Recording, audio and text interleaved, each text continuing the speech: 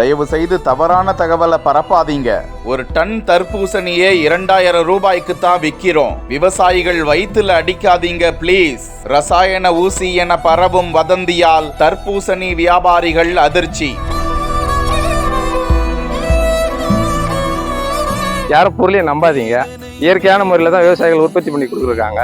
நல்லா நம்பிக்கையாக நான் வாங்கி தர்பூசணி சாப்பிட்டு ஆரோக்கியமே கோடையை கழிக்குமாறு வேண்டிக் கொள்கிறேன். கோடை காலத்தில் குழந்தைகள் முதல் பெரியவர்கள் வரை அனைவரும் விரும்பி சாப்பிடக்கூடிய நீர்ச்சத்து மிகுந்த பழம் தர்பூசணி. ஆனால் அண்மை காலமாக ஒரு சில இடங்களில் நடக்கும் தவறான செயல்கள் காரணமாக உணவு பாதுகாப்பு துறையினர் தர்பூசணியில் இன்ஜெக்ஷன் மூலமாக நிறமிகள் செலுத்தப்படுவதாக கூறி வரும் நிலையில் மக்கள் தர்பூசணி வாங்கவே அஞ்சி வருகிறார்கள். இந்நிலையில் தமிழக அரசின் ஆணைக்கிணங்க மாவட்ட தோட்டக்கலை துறை அதிகாரிகள் தர்பூசணி பயிரிடப்படும் தோட்டங்களில் நேரடியாக சென்று இயற்கையாகவே பழத்தில் உருவாக்கக்கூடிய ஒரு சாயம் தான் இது.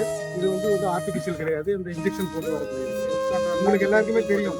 ஆனால் இது தவறான தகவல் வெளியில் சொல்லுங்க. இன்ஜெக்ஷன் போட்டு இந்த கலர் வருதுன்னு பாருங்க, நேச்சுரல் போட்டு இதில் இந்த கலர் வரும். விழுப்புரம் மாவட்டத்தில் பல்வேறு பகுதிகளில் அதிக அளவில் தர்பூசணி சாகுபடி செய்யப்படும் நிலையில் அதிக சத்து மிகுந்த நோய்களை கட்டுப்படுத்தக்கூடிய சர்க்கரை நோயாளிகளும் சாப்பிடலாம் என்ற வகையில் இருக்கும் அதி அற்புத மருந்து பொருளான தர்பூசணியை தற்போது மக்கள் வாங்குவதற்கு அஞ்சுகிறார்கள். தோட்டக்கலை துறையினர் மூலம் மானியம் பெற்று ஏழை விவசாயிகள் தர்பூசணியை பயிரிடும் நிலையில் ஒரு டன் 20,000 வரை சென்ற தர்பூசணியின் விலை தற்போது வெறும் 2000 குறைந்திருக்கிறது.